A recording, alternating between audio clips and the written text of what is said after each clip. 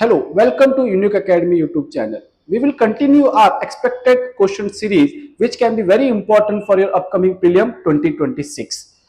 Today we will cover some of the important question from science topic or current affair. Okay, our first topic with reference to bacteriophages, consider the following statement. Bacteriophages are viruses that specifically impact and destroy bacteria. That is the first statement.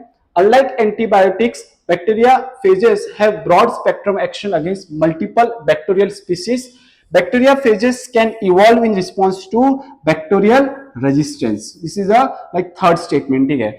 Which of the following statement are given above are correct? उन्होंने correct statement आपसे पूछा है. This is very important. This can be very part of your upcoming prelim. तो first statement अगर इसका देखिए correct answer अगर हम इसका देखें, ठीक है, correct answer is B 1 and 3. Let's understand the statement number 1. Okay, bacteriophages are viruses that infect bacteria. तो this statement is correct. तो हमारा इसका अगर आप नाम देखोगे bacteriophages, ठीक है, तो bacteriophages are not bacteria but they actually viruses that infect the bacteria. ठीक है, कि एक वायरस है जो बैक्टीरिया को इन्फेक्ट करता है. तो ये काफी इंपॉर्टेंट है.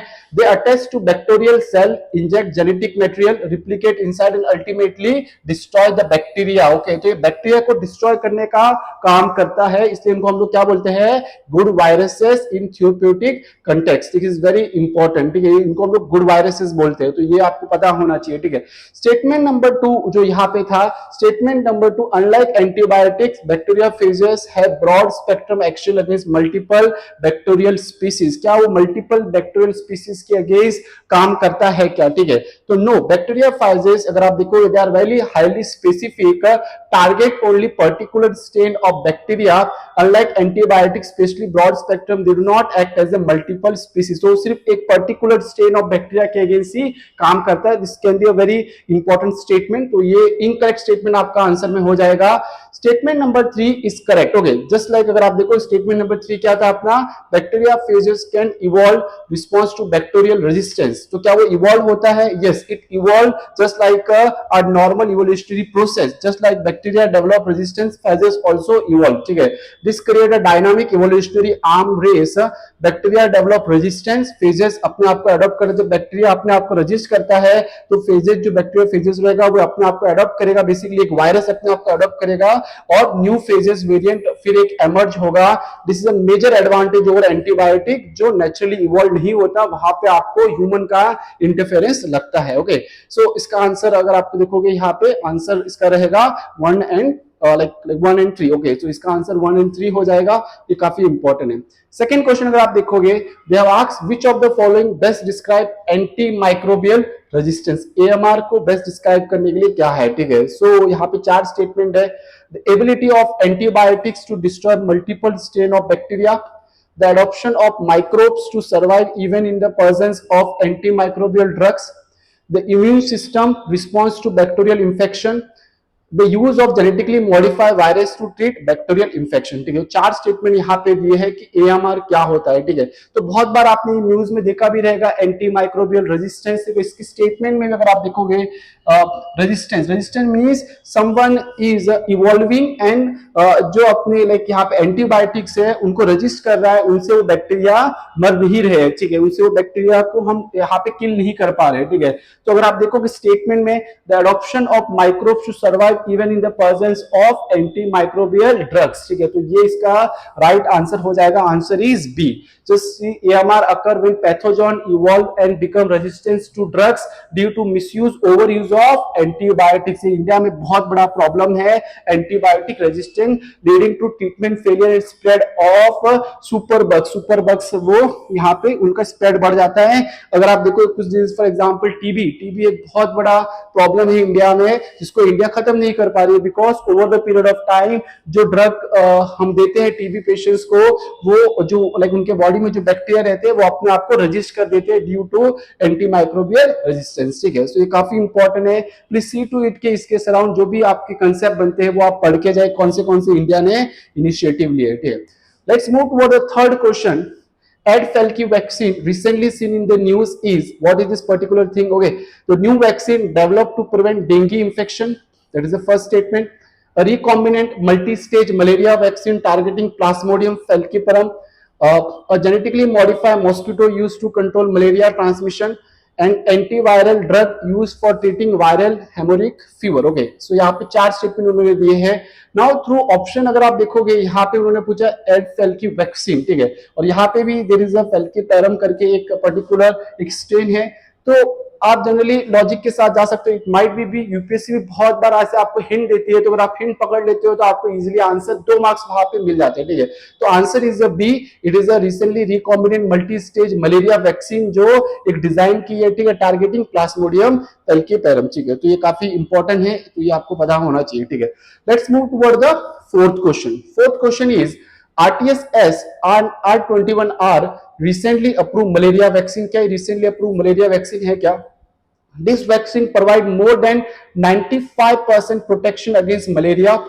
Malaria is caused by bacteria transmitted through mosquito bites. ठीक है, क्या ये mosquito bite से ये होता है या फिर ये bacteria it cause by bacteria? तो यहाँ पे 3 स्टेटमेंट है. नाउ RTS and R21 अगर आप देखोगे इसका आंसर देखोगे, ठीक है, yes they are the like vaccine. RTS like यहाँ पे RTS मॉस्किडेक्स भी बोलते हो उसको एंड R21 भी बोलते हो. They are the WHO approve malaria vaccine. This is very important, ठीक है. दे टारगेट प्लाज्मोडियम फेल्कीपेरम, ठीक है. तो यहाँ पे अगर आप देखोगे statement 1 is correct. Statement 2, this vaccine provide more than 95% of like protection against malaria, ठीक है. तो यहाँ पे थोड़ा डाटा के साथ उन्होंने ट्विस्ट किया. यूपीएससी भी आपको डाटा के साथ थोड़ा खेलेगी, ठीक है. It is not 95, it is just 75%. 95% accuracy इसकी नहीं है, ठीक है. तो it is 75%. So this statement is incorrect, ठीक है. सो अगर ये सेकंड स्टेटमेंट इनकरेक्ट होता है तो you will automatically get the answer like 1A. But we will read the third statement. Malaria is caused by bacteria transmitted through mosquito bites. This is very important. Yes, it is through the mosquito bites, but ये bacteria नहीं है, ठीक है. It is a parasite. Malaria जो होता है वो parasite से होता है. Malaria is caused by parasite plasmodium, not bacteria, transmitted via female Anopheles mosquito, ठीक है. तो दिस इज वेरी इंपॉर्टेंट. ये पैरासाइट है. Okay, let's move toward the fifth question. Xenobiology recently in the news refers to. तो xenobiology क्या है? Recently एक news में थी, ठीक है. Study of extinct organism through fossil, study of animal to human disease transmission, study of environmental impact on genetic mutation, study of life form based on alternative biological system different from those found on the earth. Okay, so अभी recently news में था through logic अगर हम इसको guess करें, so this has been already done since human in the last like 2 or 3 century through fossil के जरिए हम समझने का try कर रहे हैं. तो this is a not a new term. Okay, like this is a new term, so ये तो obviously इसका आंसर नहीं होगा. Study of animal to human disease transmission, this is something related to the zoology or something related to that, so this will be obviously not there. Okay, study of environmental impact on genetic mutation, study of life form based on alternative biological system different from those like found on earth. Okay, so यहाँ पे C और D में generally आप confuse हो सकते हो. Answer is D. Okay, answer is D. Very important. क्या है ज़ेनोबायोलॉजी, ठीक है. ज़ेनोबायोलॉजी अगर आप देखोगे इसका standard definition, study of life form based on alternative biological system different from those found on the earth. Okay, now हमारे अर्थ पे जो भी अपने को बायोलॉजिकल सिस्टम, जो भी अपने को एनिमल मिलते हैं, जो भी बैक्टीरिया वायरस, ठीक है, जनरली हमारा आइडिया है कि they are like made up from the DNA and RNA, ठीक है, our common understanding. But as we all know, human are like trying to search extraterrestrial life, ठीक है. So हम क्या ट्राई कर रहे हैं कि हम इसको एक बियॉन्ड हम सोचे, जो अपना लाइफ फॉर्म है वो DNA और RNA के बियॉन्ड भी हो सकता है. एक नॉन वाटर सॉल्वेंट के फॉर्म में भी हमको अगर वो कोई भी लाइफ फॉर्म मिलता है तो हमने उनको स्टडी करने का हम ट्राई कर रहे हैं, ठीक है. और मीथेन अमोनिया अगर आप यहाँ पे देखोगे, that is xenobiology. Apart from the earth पे जो अपने कॉमन स्टैंड मिलते हैं जिनको हम स्टडी करते हैं लाइक क्लोज टू 20 to 25, उसके बियॉन्ड हम सोच रहे हैं to identify the various life form, ठीक है. That is a xenobiology. Okay, let's move toward the sixth question. What is this sixth question? अगर आप देखोगे यहाँ पे with reference to indigenous gene editing technology developed in India, consider the following statement. It uses TNPB protein as a molecular seizure similar to CRISPR-Cas9 system. TNPB protein are larger and more complex than Cas9 protein. The technology aims to bring desirable change in gene expression in plant. Okay, so हमने बहुत बार CRISPR-Cas9 system पढ़ा है. It is a gene editing technology. I hope you know what is gene editing.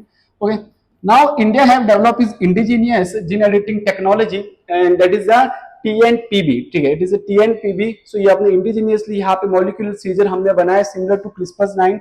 Statement 1 is correct. Okay, TNPB protein are larger and more complex. Okay, so यहाँ पे थोड़ा उन्होंने twist किया है, दे आर सिंपलर और वो ज्यादा complex नहीं है, ठीक है, वो लार्जर नहीं है, they are very smaller as compare to the this CRISPR CS9, ठीक है, और वो बहुत सिंपल है as compare to CS9 protein, तो इसका एक एडवांटेज है। ओके, तो ये स्टेटमेंट यहाँ पे रॉन्ग हो जाता है आपको। Technology aims to bring desirable change in gene expression in the plant. Okay, yes, so this is a very general statement. तो इस statement यहाँ पे right है, आपका आंसर बन जाता है 1 and 3. 1 and 3 is the answer. Okay, just see this TNPV protein as act as a molecular scissor similar to CRISPR-Cas9, enabling precise cutting of DNA at the targeted site. Okay, statement number 2 incorrect. TNPV protein are smaller. They are smaller. Okay, 400 to 5 amino acids compared to CS9 amino acid, hence they are the compact, they are compile alternative, not larger. Okay, so statement number 2 incorrect hai. And the technology is used to modify gene expression to introduce desirable traits such as higher yield, disease resistant and stress tolerance in the plant. तो ये काफी एक important study हो सकता है as India is facing the problem of climate change. Okay, so this is our initiative which can be very like as यहाँ पे useful हो सकता है आपके upcoming exam के लिए।